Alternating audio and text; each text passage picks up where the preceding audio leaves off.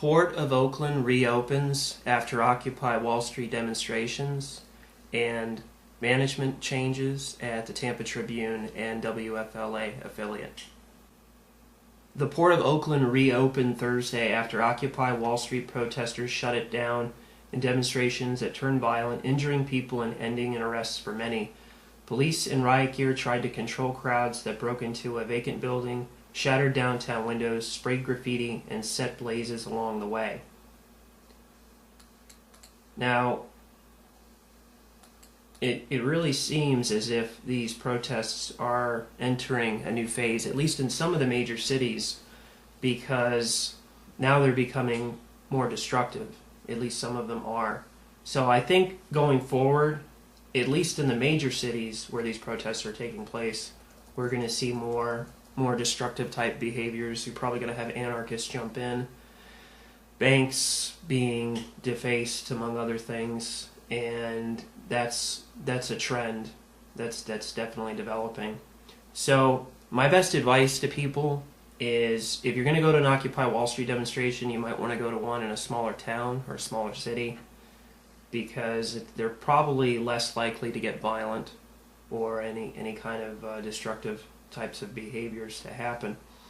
So now the next story is something which is kind of near and dear to my heart, because it has to deal with the Tampa Tribune and the WFLA affiliate down in the Tampa area. And as I said in an earlier video about how irresponsible the media is at all levels, and whenever I hear about layoffs or contractions going on at the different media affiliates, I have to smile, because it's actually a good thing.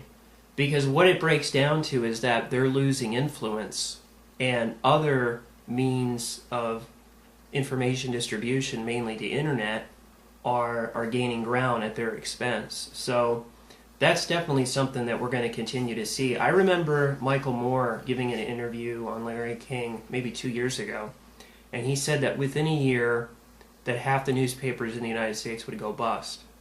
And I didn't think that would happen, because I didn't think the government would let that happen, because the government needs the newspapers and the media outlets, because that's their mouthpiece. So a year had passed, and maybe one or two papers went under of the dozens or hundreds that are across the country. And I thought, well, maybe if we give it some more time. But I think that as long as the government and the Federal Reserve exist, you're going to have the mainstream media outlets. And, barring a total dollar collapse, these outlets will continue to function. But while the government still props these different entities up, the internet is going to continue to gain momentum and strengthen and gain influence at the expense of these outlets. So that's a trend that we're just going to continue to see. A few days ago, I had seen an interview where one mass media analyst had said that something like a third of Americans now get at least some part of their news from online. And I think he said that 20% get most of their news from online. So that's a promising sign. And at some point, the media outlets are going to have to either go bust or consolidate further, or something. Something big is going to have to happen inside the field of journalism. But I'm going to include the links to these stories in this video's info box, so check them out when you have a chance, because they're worth reading. And that's all I have for this one. Thanks for watching, and please subscribe.